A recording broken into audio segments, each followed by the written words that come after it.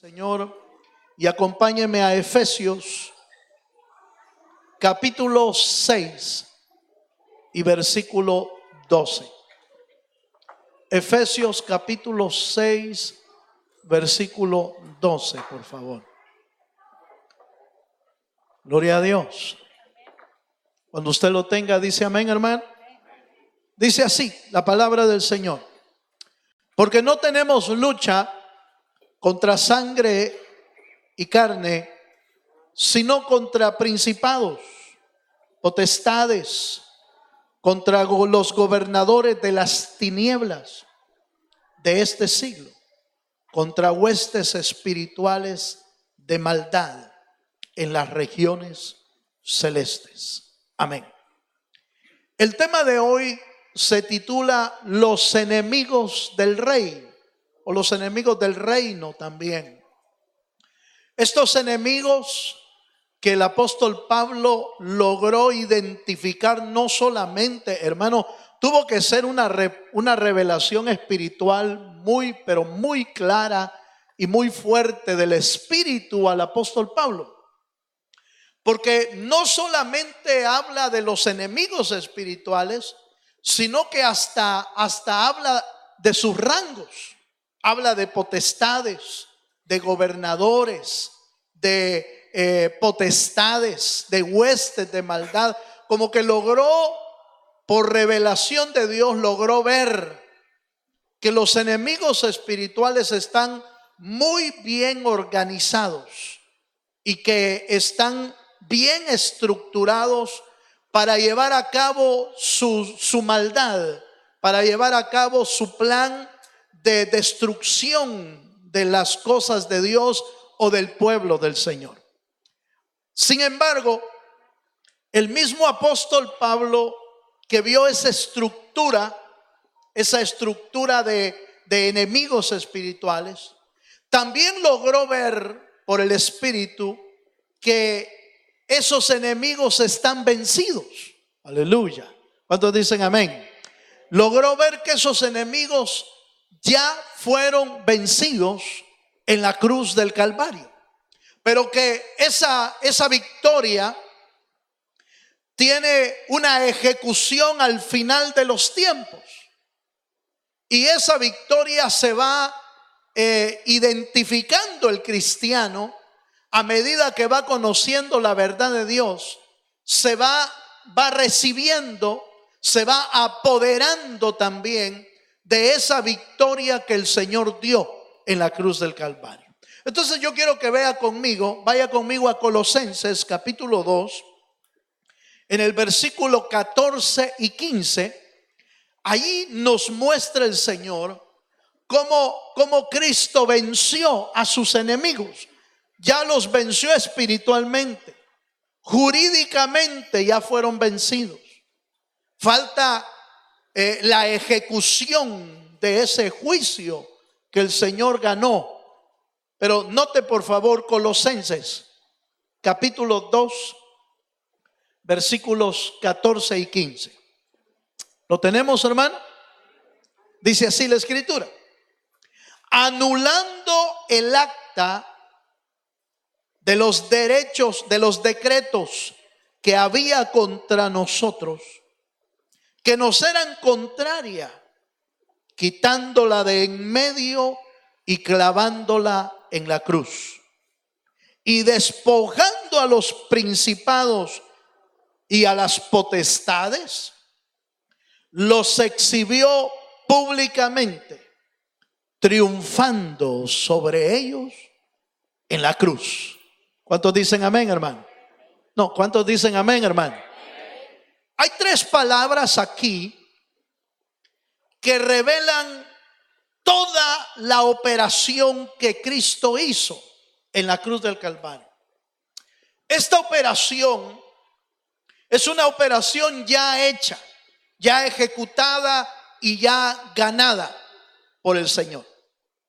Usted preguntará, hermano, pero si los enemigos están vencidos, ¿por qué siguen operando? Porque el Señor lo permitió así. Él venció en la cruz del Calvario, pero ha permitido que sigan operando porque tienen una función. Y la función es que van a tomar lo insalvable del mundo. Van a tomar lo que rechazó a Dios como Salvador. Van a tomar aquello que se rebeló contra Dios y decidieron mejor no creer en el Señor. Entonces, el diablo y sus potestades tienen una función todavía. ¿Cuál es la función de ellos? Tomar lo que es insalvable. Tomar lo que ya está de alguna manera determinado que suceda, de aquellos que se rebelan contra Dios y no quieren nada. Entonces ellos, las potestades de las tinieblas, se van a tomar el trabajo de guiarlos, oiga esto, de guiarlos hasta el infierno y hasta el Seol. Es un poquito difícil verlo desde este ángulo, pero el Señor va a tomar lo que es de Él, lo que recibió por fe, creer en Jesucristo y en la operación que el Señor hizo en la cruz del Calvario. Vuelvo a repetir, hay 3 palabras importantes aquí. 3 palabras que pueden cambiar, hermano, no solamente el rumbo de una persona, sino que 3 palabras que pueden transformar el estilo de vida que vivimos en Cristo. ¿Cómo? Bueno, déjenme mostrar. Las 3 palabras de las que vamos a hablar hoy es, en el verso 14 dice, anulando el acta. Esa es la primera palabra, anulando. La segunda palabra es despojando a los principados. Y la tercera palabra es triunfando sobre ellos. Esas 3 palabras, anulando, despojando y triunfando, diría yo que son 3 palabras, 3 verdades. No solamente son 3 palabras, son 3 verdades de Dios que se deben hacer vida en el cristiano. Se deben de ser vida en cada uno de nosotros. Porque al hacerse vida, entonces nuestra manera de vivir en el evangelio será diferente. Por ejemplo, la palabra anular en este pasaje bíblico significa, oiga esto, anular significa quebrar, invalidar, abolir y cubrir. Y se refiere a la operación divina de pagar la deuda que usted y yo teníamos con el diablo. Todos nosotros teníamos una deuda, la deuda del pecado. Y el pecado se paga con la muerte. ¿Cuántos han leído eso en la Biblia? La paga del pecado es muerte. Por lo tanto, usted y yo estábamos endeudados antes de conocer a Cristo. Estábamos endeudados. ¿Y cuál era nuestra deuda? Es que habíamos pecado, habíamos transgredido de la ley de Dios, y la paga única para cubrirlo era la muerte. Y entonces viene el Señor, oiga esto, viene el Señor desde el cielo y viene a pagar nuestra deuda en la cruz del Calvario. En el antiguo tiempo era muy común que cuando una deuda era pagada, se tomaba el papiro, la deuda, y se ponía en un madero y se clavaba esa deuda. Se traspasaba con un clavo para dar por terminada la deuda que alguien tenía contra otra persona. Por eso es que Cristo fue clavado en la cruz. ¿Por qué? Porque era figura del pago de la deuda que estaba haciendo por nosotros. ¿Cuántos dicen amén? Entonces, la primera verdad que usted y yo debemos hacer vida en nosotros. Usted, oiga lo que estoy diciendo. ¿Usted está seguro de que Cristo pagó por usted? Aleluya. Porque si usted no está seguro de eso, con razón está viviendo el tipo de evangelio que está viviendo. Un evangelio a medias, un evangelio no comprometido, un evangelio triste, un evangelio, porque cuando uno debe, hermano, ¿quién está contento con las deudas? Aleluya. ¿Usted ha tenido a veces alguna deuda que ha sobrepasado ya sea su capacidad, o una deuda que le roba la paz o le roba la alegría? Eso es exactamente tener deudas. Cuando la deuda es muy alta, no le estoy hablando de una deuda pequeña que uno dice, no, si mañana la pago, el otro mes estoy pagándola. No, esa es una deuda pasajera. No, estoy hablando de una deuda que uno sabe que va a tener años de vivir con esa deuda, o que va a ser casi imposible pagarla, ya sea por los intereses, ya sea por la exigencia del prestamista, ya sea por lo gravoso el término de tiempo. Y uno dice, ¿y cómo la voy a pagar en 3 meses? ¿Cómo voy a pagar? Entonces le roba a uno la paz y lo presiona la deuda. Así es la presión del pecado sobre la vida de una persona. Como no ha pagado la deuda, entonces solo vive triste. Aleluya. Como no ha pagado, entonces uno vive afligido. Como no ha pagado, entonces uno vive, hermano, vive angustiado. ¿Y cómo voy a hacer para pagar? Pero la primera palabra me interesa, porque cuando Cristo vino, Él vino a anular nuestra deuda.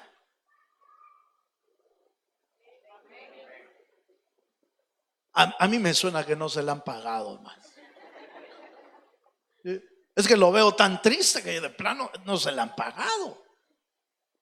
Porque esa verdad, si no se hace vida en usted o en mí, entonces con razón, tenemos razones para vivir triste, porque estamos endeudados todavía. Tenemos razón para vivir acongojado, para vivir afligido, si no nos han pagado la deuda. Pero anular significa quitar, quebrar, abolir, pagar la deuda. Eso significa anular. Y cuando Cristo vino, Él vino a pagar mi deuda en la cruz del Calvario. Por eso dice la Biblia en Isaías que Él llevó nuestros pecados sobre Él. Él llevó sobre su vida, llevó nuestras rebeliones, llevó nuestros pecados. ¿Para qué? Para poder anular nuestra deuda delante del Señor. Déjeme mostrarle algún versículo aquí en la Biblia. Y leemos Isaías capítulo 53, versículo 12. Dice 53:12 de Isaías: por tanto, dice, por tanto yo le daré parte con los grandes, y con los fuertes repartirá despojos. Por cuanto, oiga este versículo, por cuanto derramó su vida hasta la muerte y fue contado con los pecadores, habiendo él llevado el pecado de muchos y orado por los transgresores. Eso quiere decir que, hermano, cuando Cristo murió, le cargaron a él los pecados del mundo. ¿Está de acuerdo conmigo eso? Eso lo dice la Biblia. todos los pecados del mundo. Ahora, si Él llevó el pecado del mundo, entonces, ¿qué es lo que yo tengo que hacer? Lo que yo tengo que hacer es creer y aceptar que Él ya pagó mi deuda. Porque si eso no lo hacemos, entonces tu deuda es vigente todavía.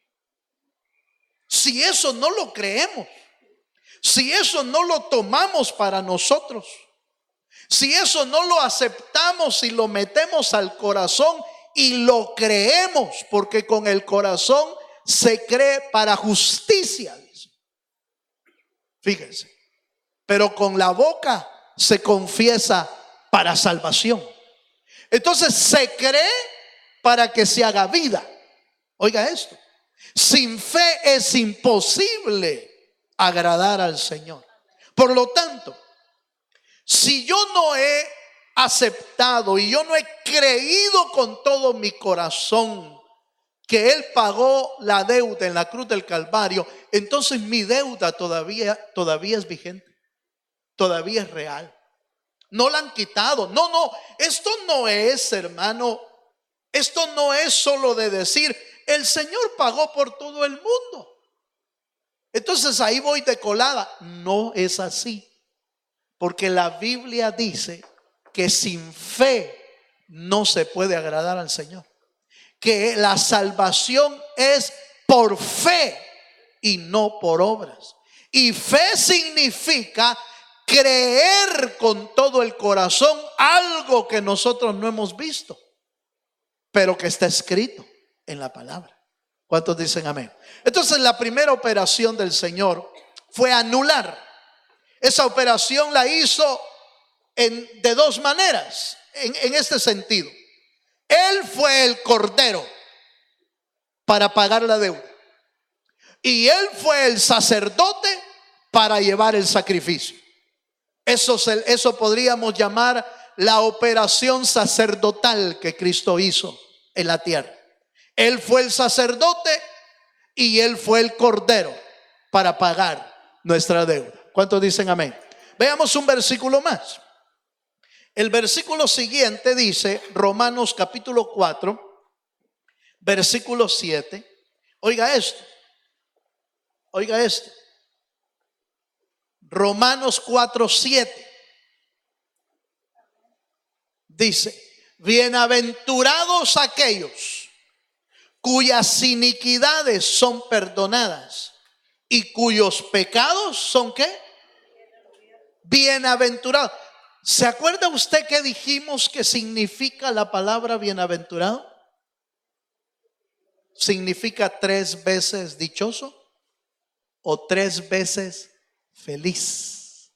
Por eso le decía yo, si la felicidad de Dios no te ha embargado por el pago de la deuda, eso quiere decir que uno todavía sigue viviendo triste, porque debe todavía la deuda, porque no se ha hecho vida en nosotros.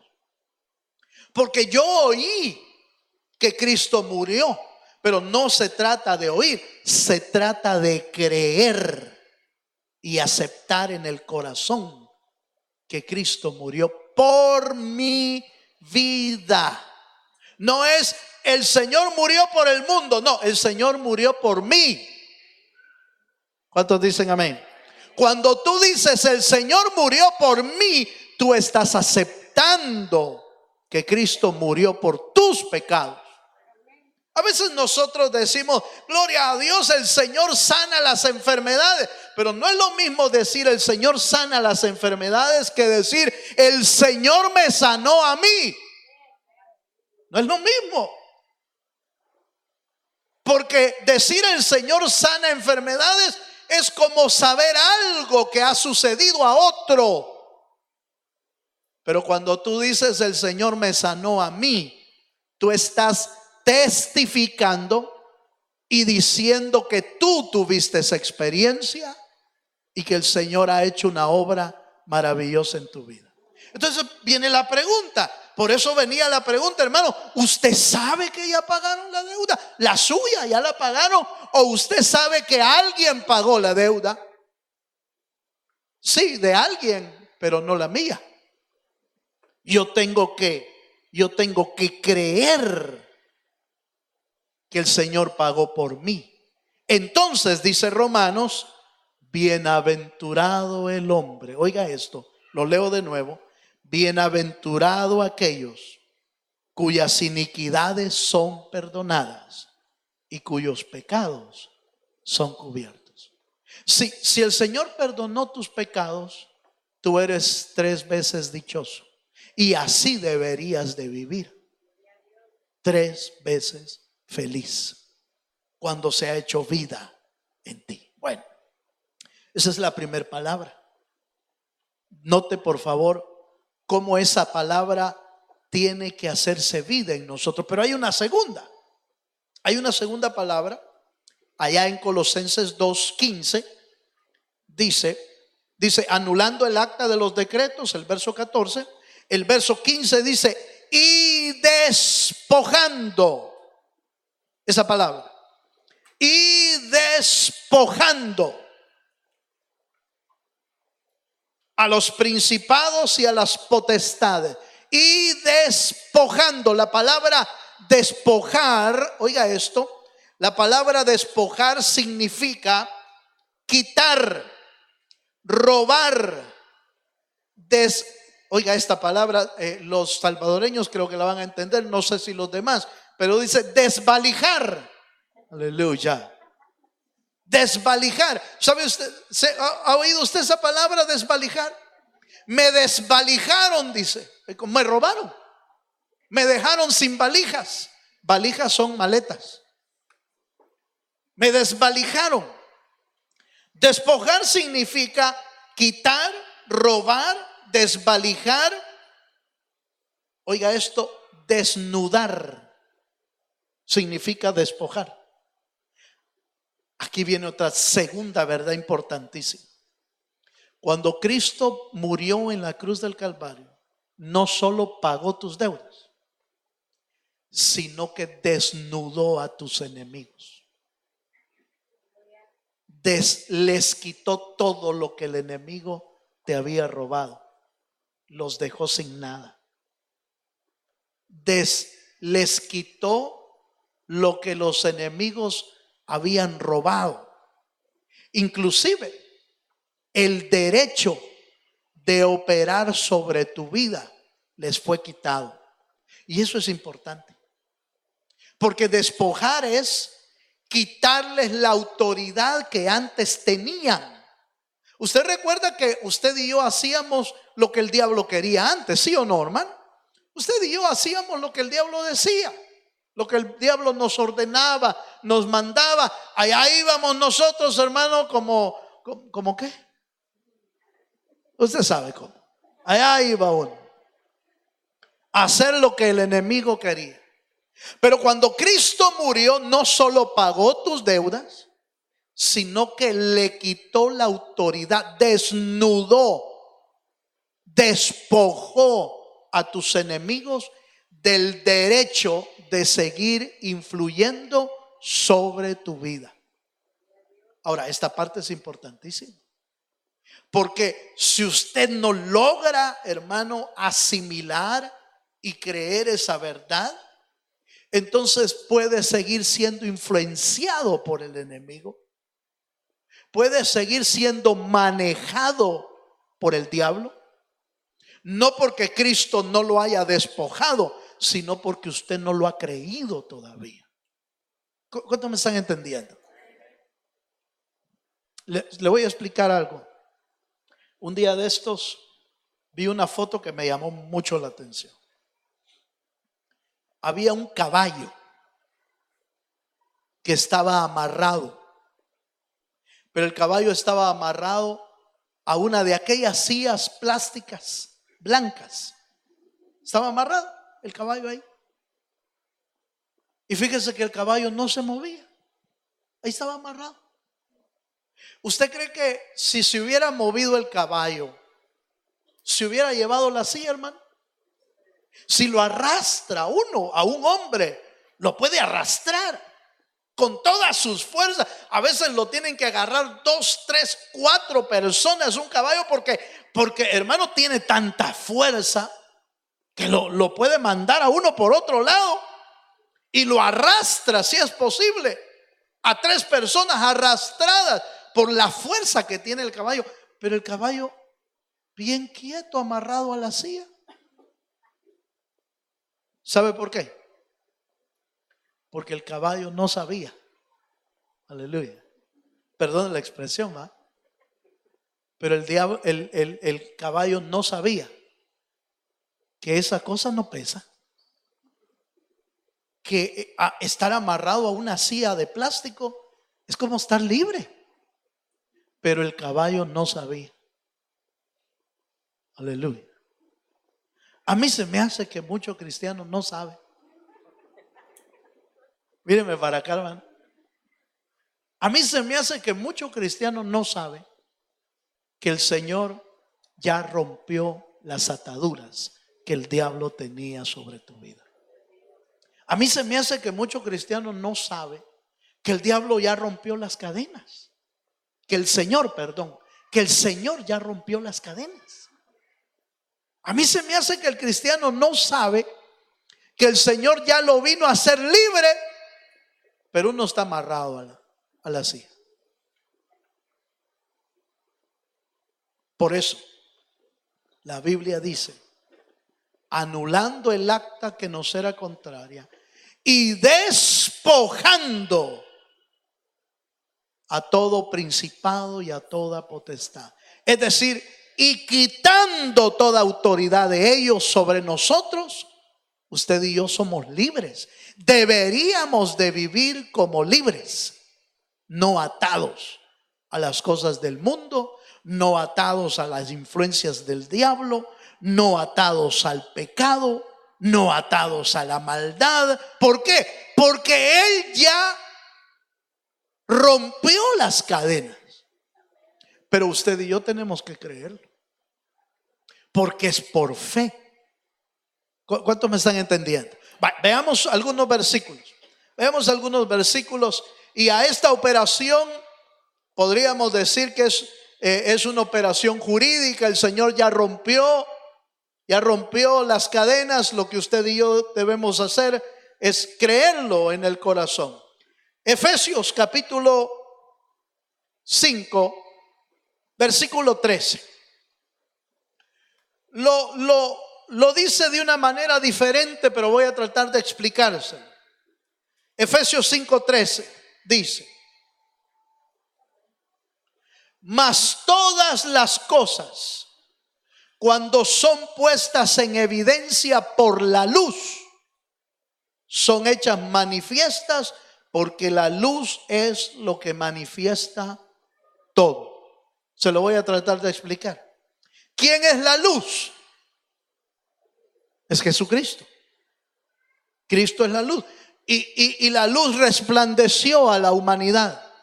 Cristo es la luz y vino a echar fuera toda tiniebla. Donde hay luz no hay oscuridad. ¿Está de acuerdo conmigo? Mire, usted entra a un cuarto y si la luz está apagada, está oscuro. Pero solo basta con hacer un pequeño switch, un pequeño movimiento, y la luz se enciende y las tinieblas, ¿qué? La oscuridad se va. Eso es exactamente lo que Cristo vino a hacer en tu vida. La luz de Cristo vino a tu corazón y las tinieblas ya fueron despojadas, ya fueron desechadas. Pero tienes que creerlo. Tienes que creer que Dios ya está. Por eso dice la Biblia: y para esto apareció el Hijo de Dios. ¿Para qué? Para deshacer todas las obras de las tinieblas. Eso es lo que dice la Biblia. Entonces la palabra despojar se tiene que hacer vida en nosotros. ¿Para qué? Debemos saber que Él pagó nuestras deudas, número 1. Y debemos saber que las tinieblas que habían en nosotros fueron desalojadas por el poder de Cristo en nuestra vida.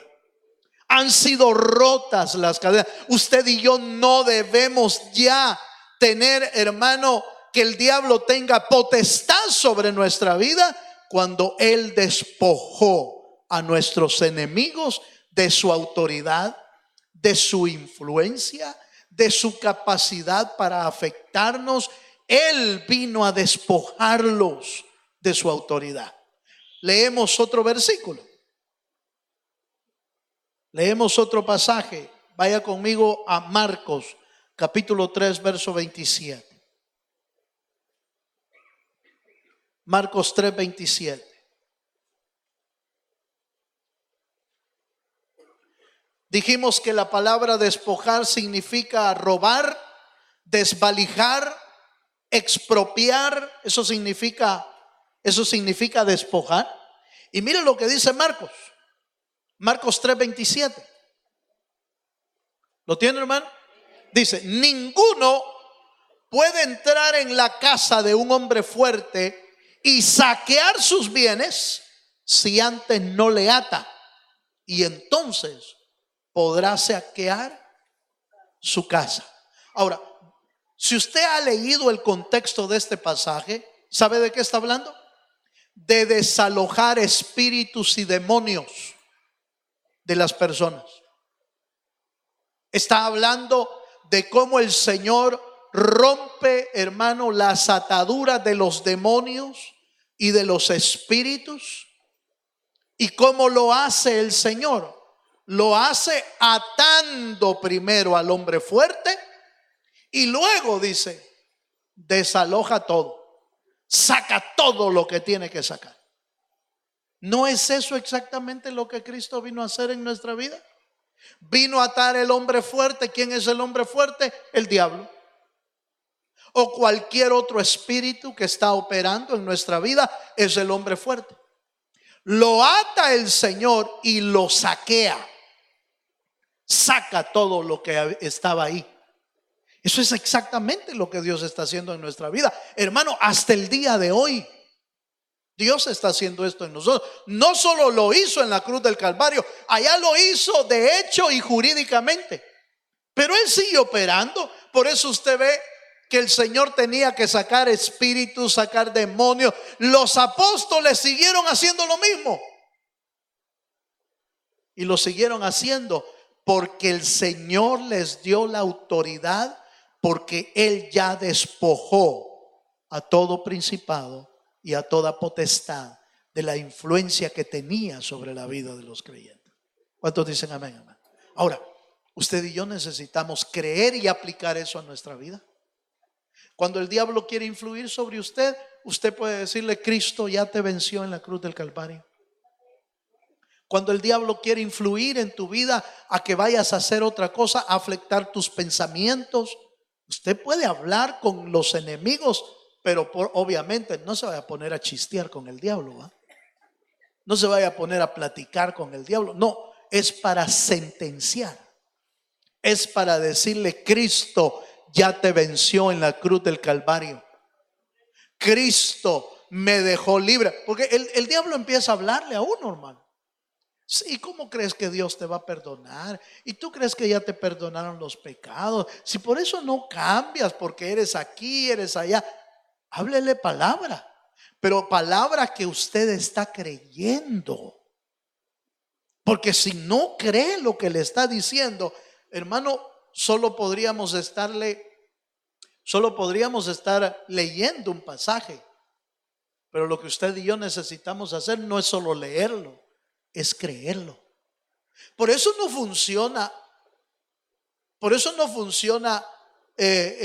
A veces los salmos que tiene la gente abierta en la pared, o tiene la Biblia abierta en la casa, y dice: es que va a hacer ahuyentar al diablo. No, si por eso no se van, porque tenga la Biblia abierta, no se van. Se van porque adentro de esa casa hay un hombre o hay una mujer que cree en la bendita palabra de Dios. Por eso se van. Se van porque hay alguien que le dice: yo creo en lo que Cristo hizo en mi vida.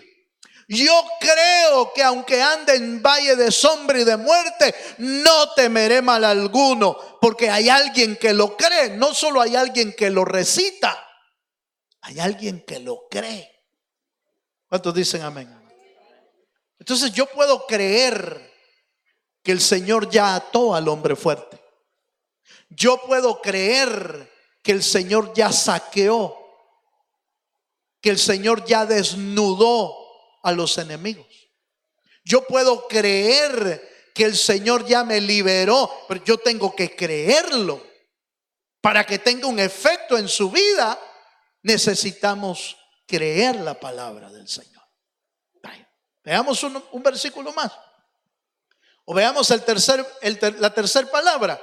La primera palabra es anulando. La segunda palabra es despojando. Y hay una tercera palabra ahí que es importante que usted y yo también la tengamos. Es la palabra triunfo. Y triunfando, dice la Biblia. Triunfando sobre ellos en la cruz. La palabra triunfar significa victoria, logro, éxito.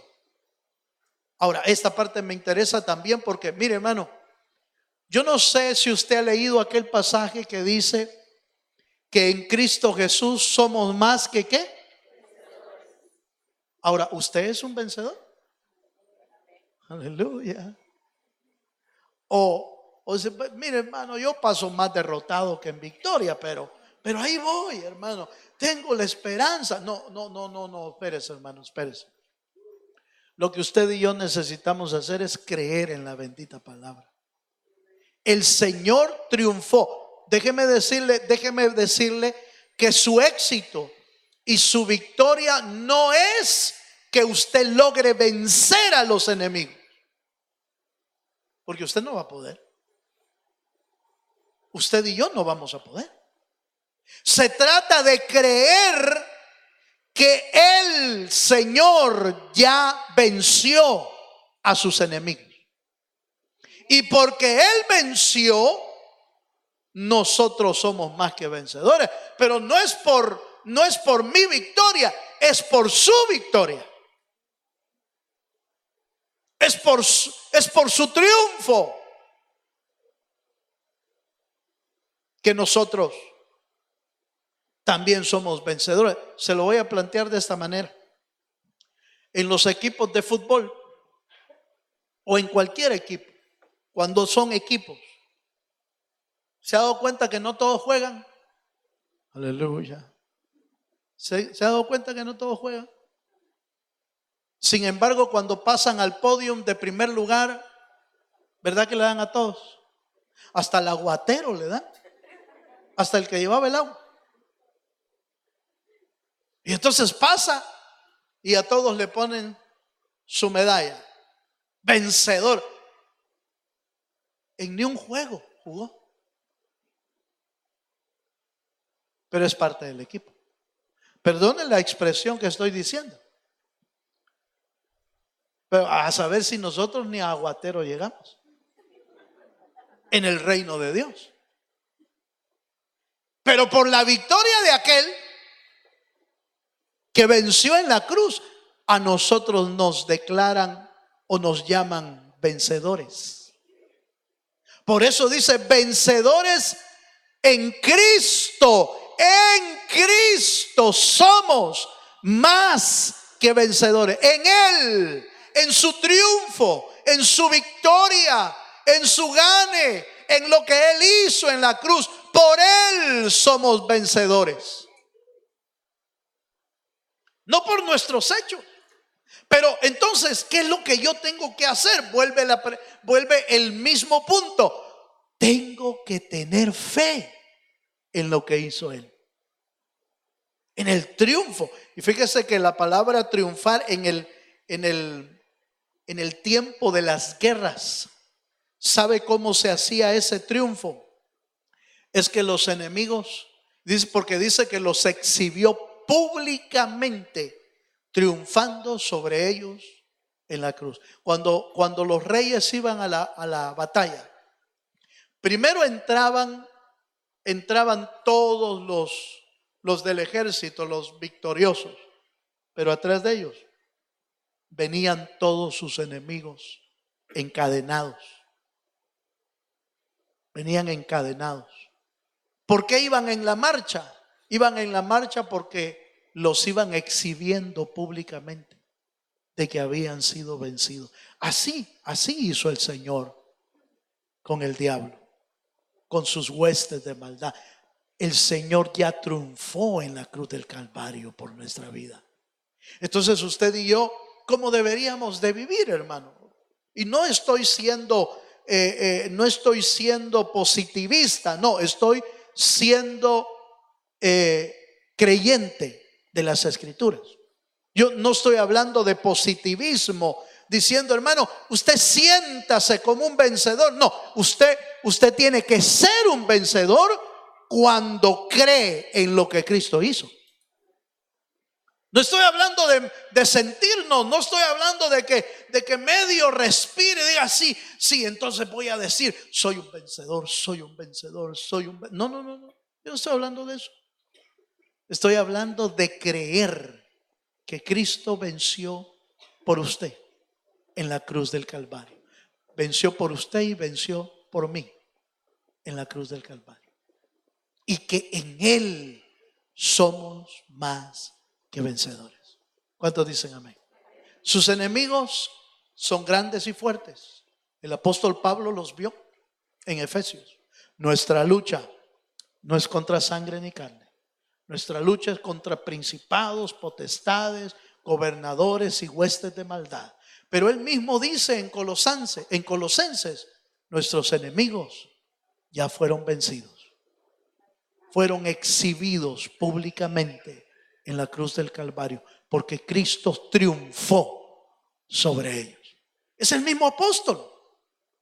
Es el mismo apóstol escribiendo sobre el poderío de las tinieblas, pero también es el mismo apóstol escribiendo que esa estructura, ese poder ya fue vencido por el poder de Jesucristo. Dele un fuerte aplauso al Señor si se anima.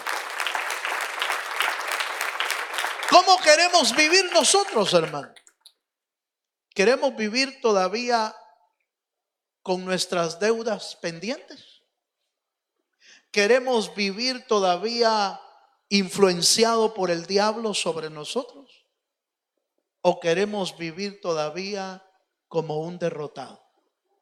Cuando la Biblia dice que el Señor pagó nuestras deudas, despojó a nuestros enemigos y triunfó sobre ellos en la cruz del Calvario. Si usted y yo creemos eso, nuestra vida aquí en la tierra, porque esto es para acá en la tierra, esto no es para el cielo, hermano. Lo que le estoy diciendo no es para el cielo, porque allá en el cielo usted ya no va a tener deuda. Allá en el cielo usted ya no va a tener enemigos que vencer. Allá en el cielo usted no va a decir soy más que vencedores, si allá solo vencedores hay. Por eso Apocalipsis dice: a los que vencieren les dará esto y esto y esto, porque allá arriba solo vencedores van a ver. Entonces yo le estoy hablando de aquí. ¿Cómo queremos vivir? Si con la deuda pendiente, con la influencia del diablo sobre nuestra vida, o como una vida derrotada, aunque Cristo ya venció. Usted y yo decidimos qué hacer: si creer o seguir viviendo de una manera diferente a la que Dios quiere. Póngase de pie, por favor. Yo termino haciéndole una invitación esta noche. Cuando Cristo vino a hacer una obra perfecta. No hay enemigo que pueda resistir a nuestro Dios.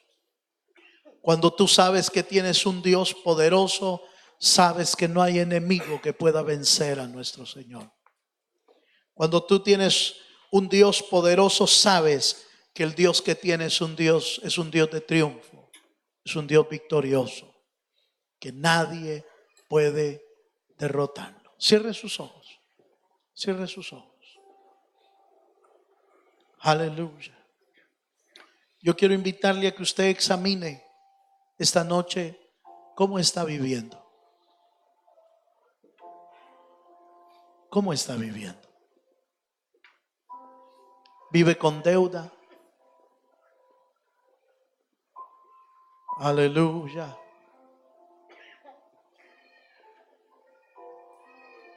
¿Todavía el enemigo está afectando tu vida? ¿No has logrado vivir en victoria? Hoy es un buen día para examinar nuestro corazón y decidir creer en su palabra. En el nombre de Jesús. ¿Habrá alguien que le quiera decir al Señor, Señor, yo